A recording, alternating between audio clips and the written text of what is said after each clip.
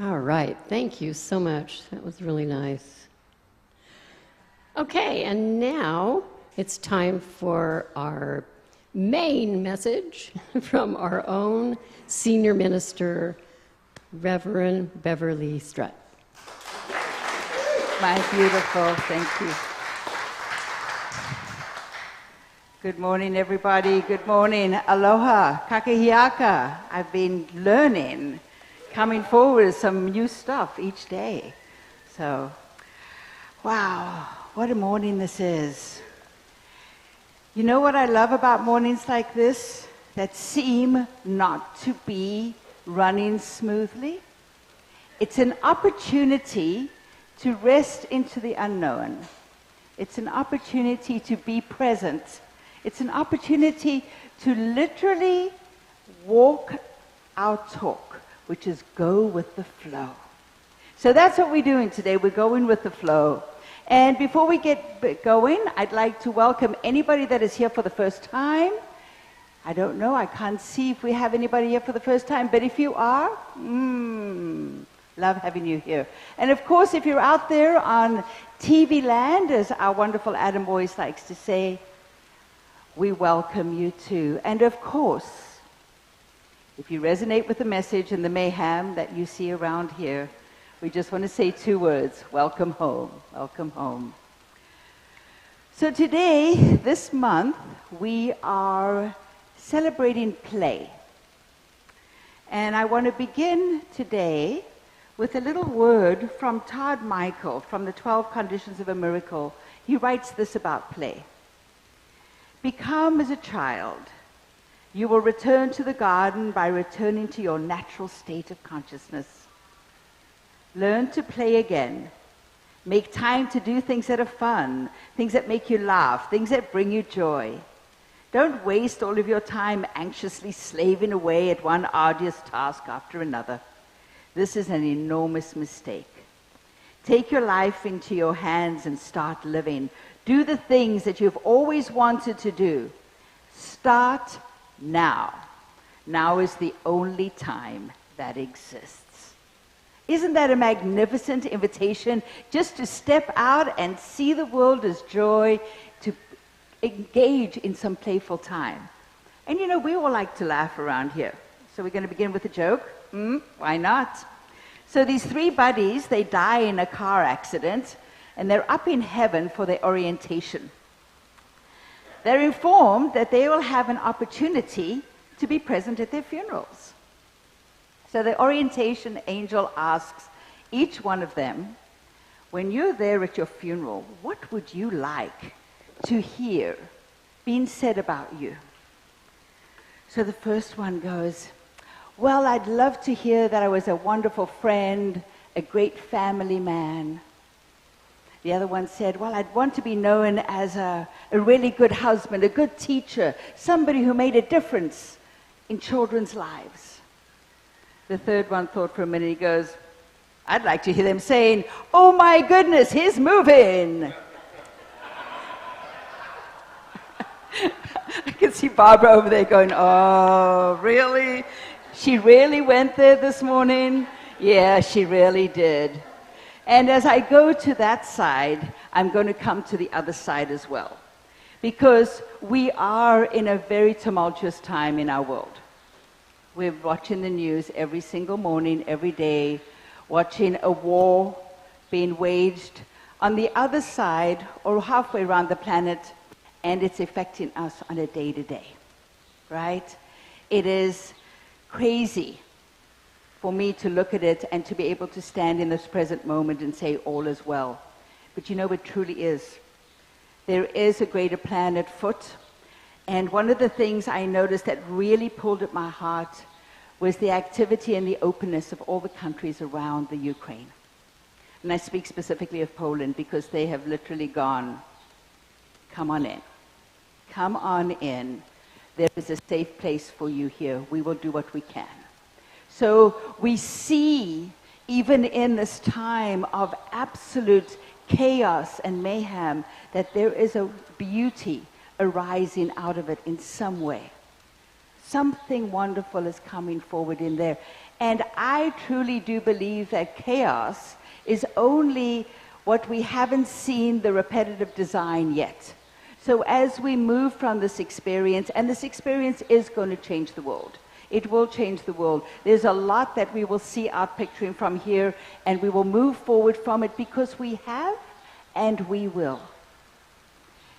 The one thing we need to do our part of, and there's many things we can do. I received a wonderful email from my beloved Dottie this week with a whole variety of wonderful ways that we can lean in. If you have any questions about it, please see her. If not, ask me and I will share the email with you. So we can participate. But even without actual action in the world, how we are is very, very, very important.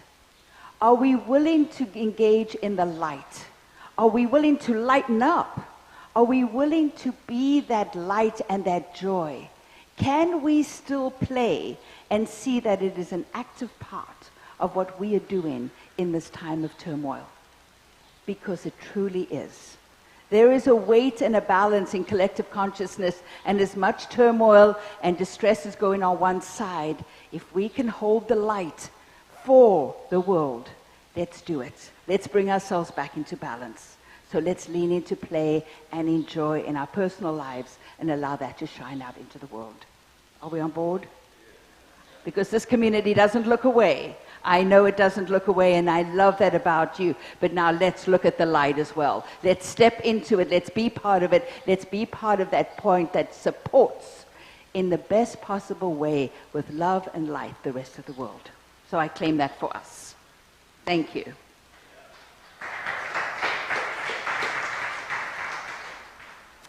And interestingly enough, yes, it is spring today.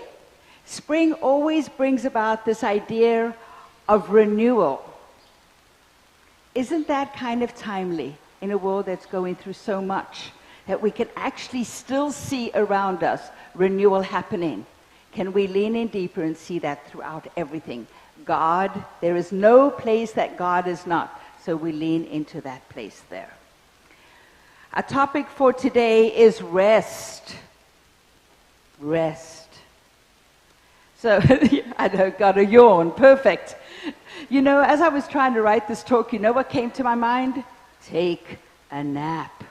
That's all I wanted to do, was just keep taking a nap. It just felt like the appropriate thing. But then I would be up here going, Adam, can you come back and finish up for me? Because there'd be no way, there'd be nothing else for me to share. And I really want to thank Adam for his creative thought today. We did, knowing full well that Adam was going to be leaving, give him a lot of extra time. So our future creative thought people, no, it's still just 5 minutes. But for Adam, we gave him extra time because, come on, it was for him to share. We wanted to hear that. And I would hope that when we come to rest, for most of us that have come to Hawaii, I think we know how to. I really believe that moving from the mainland to this speed, this gentleness of being, that we've laid aside all that busyness. We've understood that there's more to life than produce, produce, produce.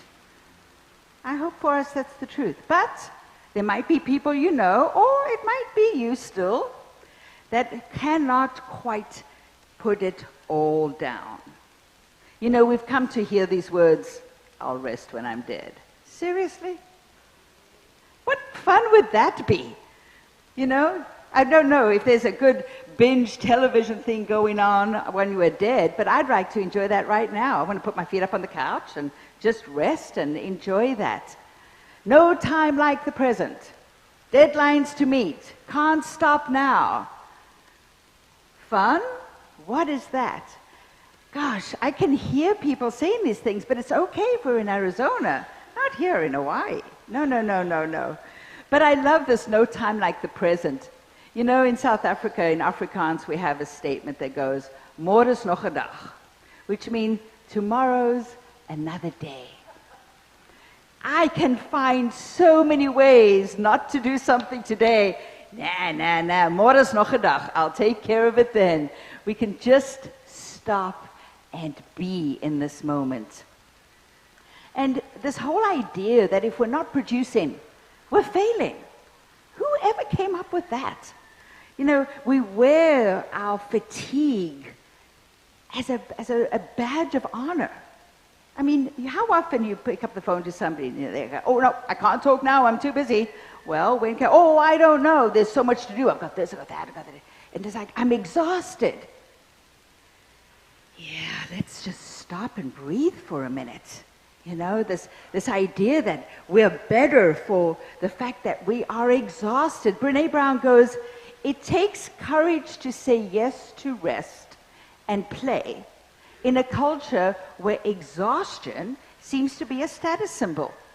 Isn't that to me it's completely insane. But you know what? I have seen it around me, and I do know people that are like that. And they use this word, I'm so busy. To me, when somebody tells me that they're too busy, I just hear, I don't have time for you. You don't have any value in my life, I don't have time for you. I've changed that word busy. I like to use the word, my life is full. My life is full. Because, you know, even when you're full, there's always place for a little wine. Always place for a little... River Mark knows how I am. So, I use the word full, busy. It's kind of, and it's really, it kind of separates me from people. But, you know, I think the biggest thing about our doing this is that it's lack. It just comes up as lack. You know, I'm not good enough. There's lacking in me. There's lack of praise, there's lack of appreciation, there's lack of achievement, lack of education. All of these things in our doing this represent lack. Or, as I like to say, future lack. If I don't do all of this stuff now, I'm not going to have anything in the future. Who made up that law? Who made up that law that if I don't get on the wheel and go 100 miles an hour 24/7, that I'll have nothing in the future? That future lack does not exist. It is a lie. It's a complete lie. You know, when we literally take the divine out of the picture. We're not giving the divine any room to just pour down all this goodness all over us. No, I got it. You've got enough to do. I'll take it from here, God. I'll get on my wheel and I'll just produce everything I need. I don't need you. I don't need your goodness. Since when? Since when? That's not the truth. Who is to say that what will happen as we walk down the street? You know, I've told you guys 100 times, money does actually grow on trees. It does. I'm telling you, I walked down a path in a park in Phoenix, looked up, $20 bill hanging from the branch. It may have been a drug deal gone bad, but I don't care. It was my $20 bill. And it does grow on trees. So there are so many ways. How many times have we looked around and something has just popped up in your bank account and you go, oh, I forgot all about that. How many times when you've set an intention to receive something, it comes. So right now, we are eliminating that. I've got it. I can do this. I can do it by myself. I don't need you, God.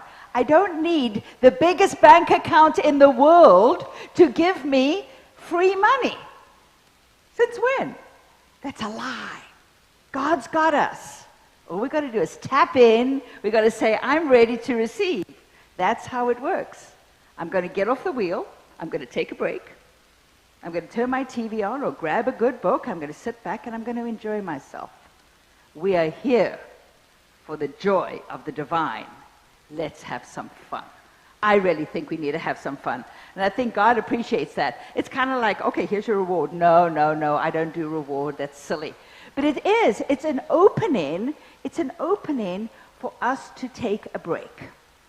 Because those people that are working so hard don't even get a good night's sleep.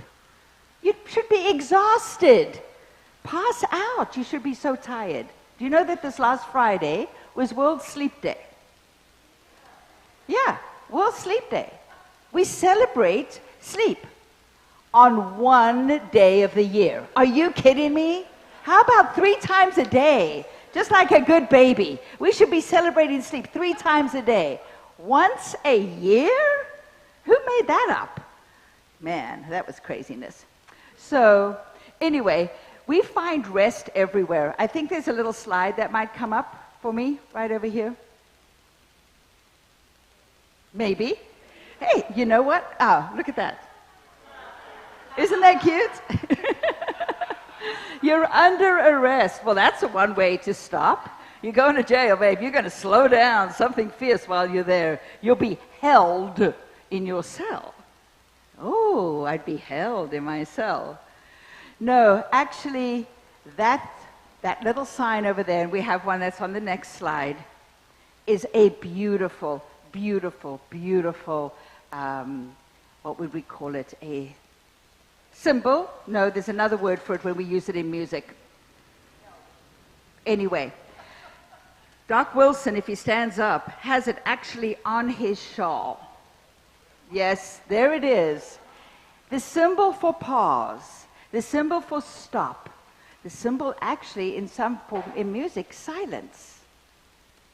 Have you noticed that in all of the great composers, in all of these magnificent works, they have strategically placed that symbol throughout their work. Why? To stop, to rest, to pause, a moment of silence,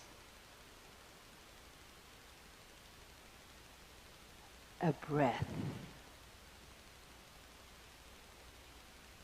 And you know what it does? It gives us all an opportunity to become present again. Because as we get involved in this music, it is exciting and it's taking us all these places. And suddenly there's a pause. We get to come back. We get to become present. The orchestra gets to become present. We all become back into this one place. And then we get going again. But we stop and we pause first. There's no mistake when they put that symbol in the music. None whatsoever. Thank you, Lucinda. So what is rest really? The wonderful David White says this: rest is the conversation between what we love to do and how we love to be. What we love to do and how we love to be. Rest is the essence of giving and receiving, an act of remembering, imaginatively and intellectually, but also physiologically and physically. To rest is to give up on the already exhausted will as the prime motivator of endeavor, with its endless outward need to reward itself through established goals. Whew! That was exhausting just reading those words. But really it is. It's give up on those goals that are driving you, just driving you. Do what we do here at Science of Mind. Set an intention and allow God to take it. I like that one better. It sounds much easier, more gentle, a little bit more Hawaiian, I think. To rest is to give up on worrying and fretting, and the sense that there is something wrong with the world unless we are there to put it right. Oh my goodness, thus fix-its. To rest is to fall back literally or figuratively from outer targets and shift the goal not to an inner static bullseye, an imagined state of perfect stillness, but to an inner state of natural exchange. An inner state of natural exchange. Breathe in. Breathe out and rest. That very, very beautiful natural exchange. And somehow or other, if we don't take the rest, Spirit will do it for us. So many of the illnesses that we come to enjoy, or not really enjoy, experience, come because we won't stop. We won't rest. I myself, I was suffered from migraines for decades, and they'd always show up when I stopped. It was kind of like, you've been putting us aside. So the minute I gave a minute of a pause, it jumped in to grab me and go, you are going to stop now. It's time. Your body needs a rest, your mind needs a rest, everything needs a rest. Slow down. And that's how it took me out. Many people have different ways of this showing up. Thich Nhat Hanh would say, we humans have lost the wisdom of genuinely resting and relaxing. We worry too much.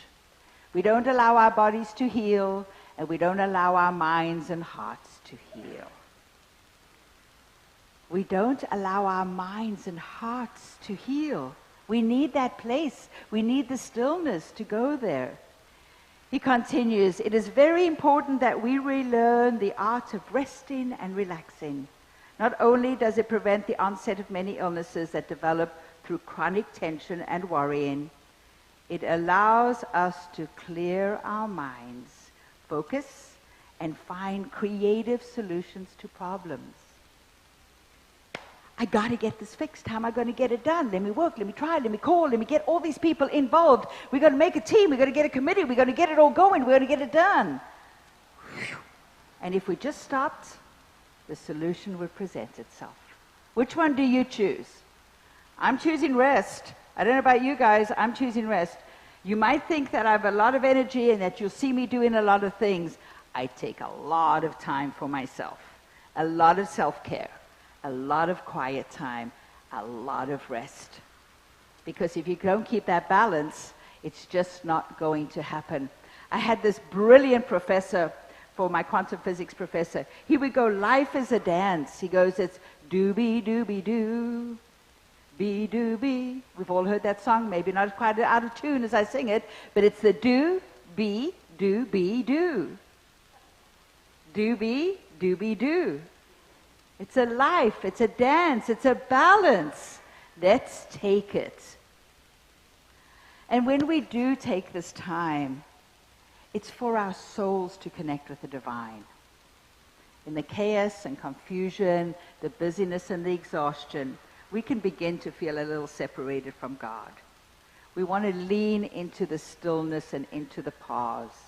We just want to lean in and be quiet. Eric Butterworth in The Creative Life, when we get still, get centered in God in you, there is a natural rhythmic flow of the universe. Do-be-do-be-do. Work and rest, outpouring and infilling. The stillness allows you to know that God cannot be more present anywhere than is present everywhere. God can only be found within ourselves. So when we take this invitation to stop and connect with God, we give ourselves that wonderful time to release the fear, to release this idea that we're not enough, to release this moment of worry, stress. Allow the outside world to sit down for a minute and accept the invitation from the divine. And we do this because even in our what we believe statement, we say that the direct revelation of truth through our intuitive and spiritual nature, and that everyone might become a revealer of truth who lives in close contact with the divine. We don't connect with the divine when we're running. We just don't. We don't connect with the divine when we're worrying and stressing. We're putting it aside. We're not allowing that connection. I got this, God, don't you worry, is what is being heard. So when we live in this close connection with the indwelling, it involves listening to that intuition, your still small voice inside. It's there in the quiet, the silence, where we get to hear it. We feel it in the breath that we get to take when we rest. It allows us time to listen and connect with our own mystical truth. That breath is beautiful. And one of my wonderful students who happens to be sitting here today, Adriano, he shared with us this invitation poem that was written by Dr. Holmes. I don't know if it was written by Dr. Holmes, but it appears in the introduction of Science of Mind. Let me just qualify that. Peace be unto thee, stranger. Enter and be not afraid. I have left the gate open, and thou art welcome to my home. There is room in my house for all. I have swept the hearth and lighted the fire. The room is warm and cheerful, and you will find comfort and rest within. The table is laid, and the fruits of life are spread before thee. The wine is here also, it sparkles in the light. I have set a chair for you where the sunbeams dance through the shade. Sit and rest and refresh your soul. Eat of the fruit and drink of the wine. All is yours, and you are welcome. What an invitation from the divine to come in and rest. So that's what I invite you to do this week. Come in. Come into your breath, rest, reconnect, have some fun, laugh a lot, rest. Let go of this doingness, this idea that we have to either fix or make or do. Sit back and allow this wonderful givingness of the divine to flow in, through, and as you in all that you do, think, say, and experience. So on that note of rest, I have to leave you with something funny. It's play, right? It's play. So these two men, they crash a plane on a deserted island, all right, not Hawaii, deserted island in the middle of the Pacific Ocean. They both survived the crash. And then after their terrible ordeal, one of the men walks around the entire island. And he comes to the conclusion there's no food and there's no or fresh water. He goes back to where his friend is to explain their predicament. I've searched this entire island and I haven't found any food or any water. We're gonna die. The other man says, oh, don't worry. I make $100,000 a week. We'll be fine. The other man says, yeah, but don't you see there's nothing here, there's nothing to eat, there's no water, we're doomed, nothing's going to be here, we can't survive. Like I said, I make $100,000 each week, don't you worry, we'll be home in a day or two. The first man goes, why in God's name do you keep saying that? How the heck is your money going to help us all the way out here? The other guy sits back, closes his arms, leans back against the smashed plane. He says with a smile, every Sunday at church I put my tithe of 10% from my $100,000 in the offering plate, like the good book instructs. My minister will find us. Thank you, everybody. Thank you, thank you, thank you. I love that. Anybody? Anybody? Let's just take this to prayer. So right here, right now, in this place, we recognize and know the one power, the one source, the one universal creative mind that is God. God is all there is. There is absolutely nothing else. It is the only activity. It is the goodness, it is the grace, it is the wonderment, the joy, the wisdom, the very life, the breath. And I know that we are all one with this divine power. There is no separation. There's no possibility of separation. This is the breath, the life force that feeds us. Every second we take it in, allow it to work and breathe it out. And I know for us as we walk our path that we can rest back in this knowingness. We can know that we do not have to do a thing but receive. We can just be. We can do, be, do, and end with be. Let's just be. So I know as we walk our path this week that we rest in this knowingness, that we take time to sit, we take time to rest, we take time to allow this rejuvenation, this revitalization, this upliftment from the divine to come through us and walk it out with us. So in that pause, in the silence, in that invitation with the divine, I know it is good. So I claim this for all of us, knowing that Spirit has already said, yes, my beloveds, yes, it is done. It is done as you believe and done magnificently. So I call it good. I let it be. And so it is. Thank you, thank you, thank you, thank you.